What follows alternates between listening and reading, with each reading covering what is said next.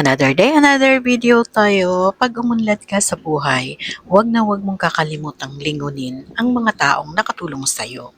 Nakatuwang nung panahong wala ka, nung kasalukuyang kailangan mo ng karamay.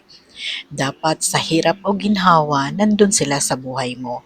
Kasi sila yung nagtiyaga sa'yo, nag-motivate sa'yo at naging inspirasyon mo nung panahong nawawalan ka na ng pag-asa, nung panahong kailangan mo ng gabay at magpapalakas ng loob mo.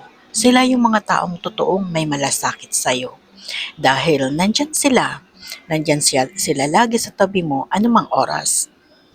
Nakakalungkot isipin na nung umunlad ka ay nakalimutan mo na yung mga taong nandyan sa tabi mo na nung hindi pa tayo umuunlad. May kasabihan nga tayo, di po ba, na lumingon ka sa pinanggalingan mo. Kasi yung mga taong nandyan, nung wala ka, sila yung tunay na may malasakit sa'yo. Sila yung tunay na nagmamahal sa'yo. Hindi yung mga taong kasama mo na nung umunlad ka. Di ka sure dyan kung totoo ba sila sa'yo. Dahil nakasama mo lang sila nung panahong meron ka na. Nung panahong umunlad ka na, saka kanila nakilala. Kaya maging mapanuri din tayo sa mga taong nakakasalamuhan natin, lalo na ngayon na kung kailan ka umunlad, saka mo lang sila nakilala. Kung kailan ka nagkaroon, saka mo lang sila nakilala. Kung kailan ka nagtagumpay, saka lang sila nandyan sa'yo. Kaya be wise din tayo sa mga taong lumalapit sa atin or sa mga taong nagpapanggap na at sa atin sila, na may malasakit sila sa atin. Dahil nung panahong wala ka, nung panahong nasa mababa ka, hindi mo sila nakikita, di ba? Wala sila sa buhay mo. Bigla na lang dumating nung nagkaroon ka na, di po ba? Kaya maging mapanuri din tayo, pag-aralan muna natin yung mga kilos ng bawat taong nakakasalamuhan natin ngayong nagtagumpay ka na, di po ba?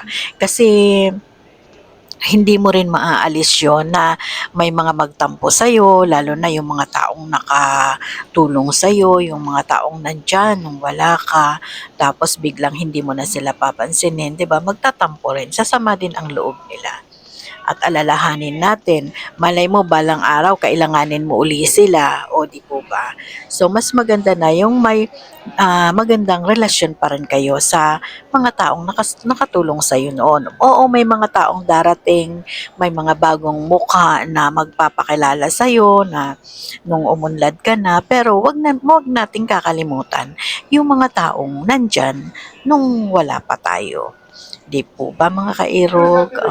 Mas maganda ang flow ng ating buhay pagka ganon. Mas magaan dahil wala tayong naapakang tao, wala tayong kinalimutang tao nung kapanahunan natin. Di po ba lahat?